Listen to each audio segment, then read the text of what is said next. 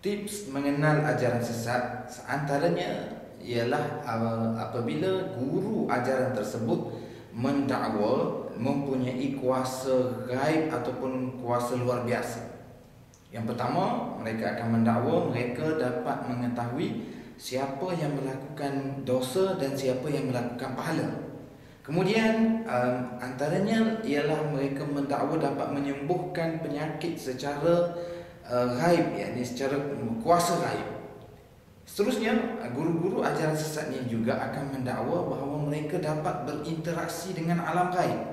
Mereka dapat berinteraksi dengan malaikat, mereka mendakwa dapat berinteraksi dengan nabi, kemudian akhirnya mereka mendakwa dapat berinteraksi dengan Tuhan.